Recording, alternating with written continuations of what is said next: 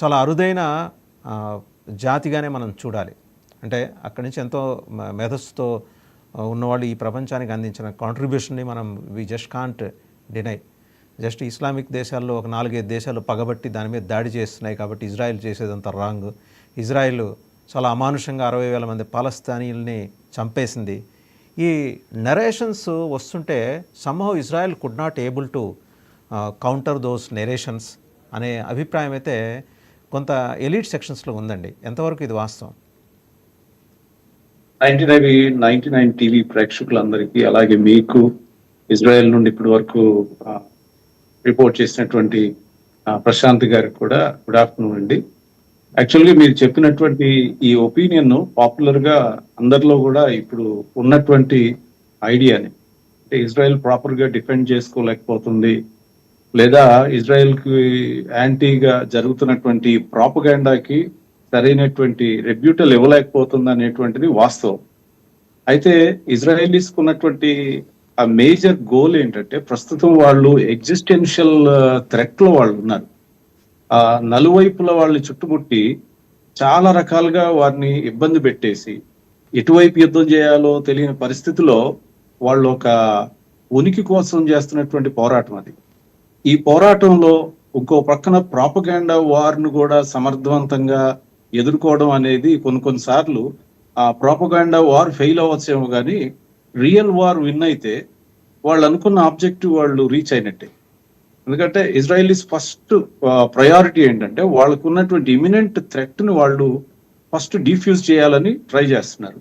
ఆ imminent threats లో ఒక్కొక్కటి చేసుకుంటూ వచ్చారు.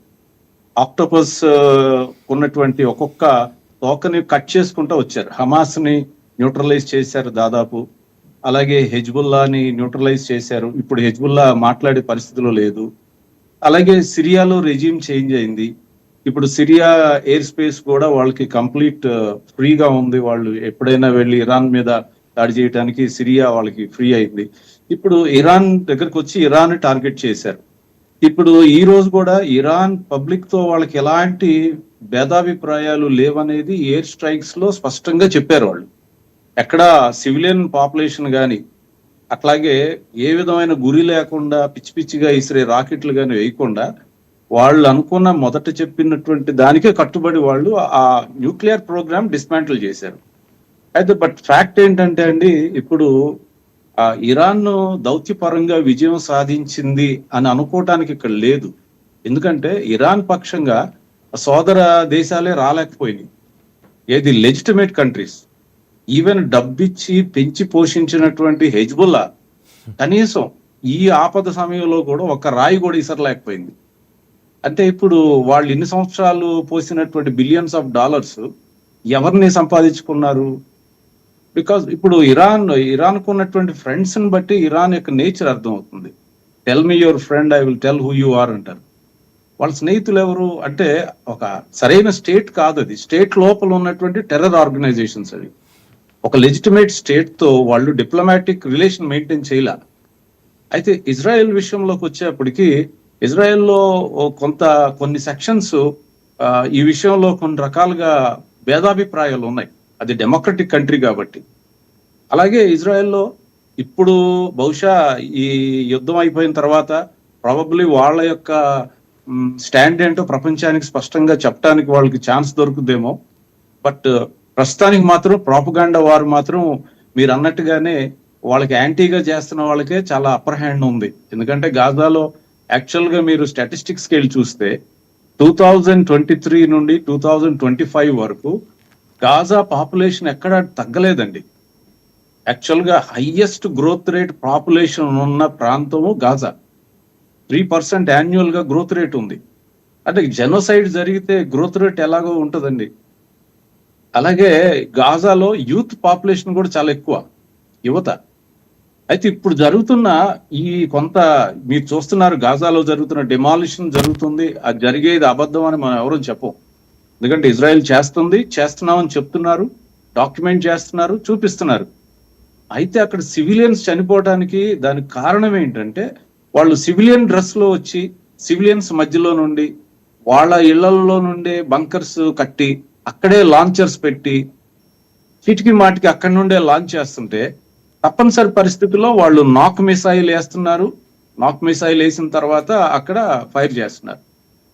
తర్వాత ఇంకొక మాట కూడా మీకు అలాగే ప్రేక్షకులు చెప్పాల్సింది ఏంటంటే, అమెరికాలో డెమోక్రాట్స్ అలాగే రిపబ్లికన్స్ ఉన్నారు.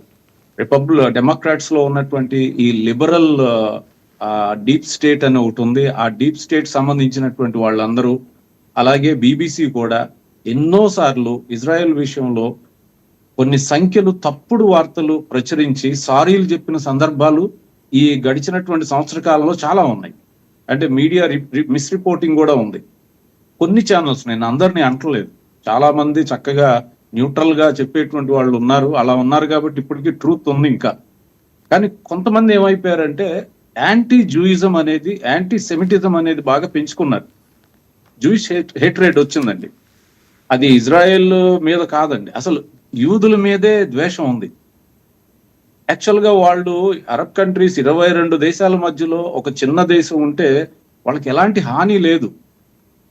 మీరు అన్నట్టుగా వాళ్ళు శాస్త్రీయంగా కానీ లేదా సామాజిక పరంగా కానీ అన్నిట్లో కాంట్రిబ్యూషన్ హైయెస్ట్ లెవెల్లో ప్రపంచానికి ఇచ్చారు. 200 నోబెల్ బహుమానాలు వచ్చినాయంటే ఒక టైనీ ల్యాండ్ కి వాళ్ళు ఎంత జీనియస్ అనేది మనం అర్థం చేసుకోవచ్చు.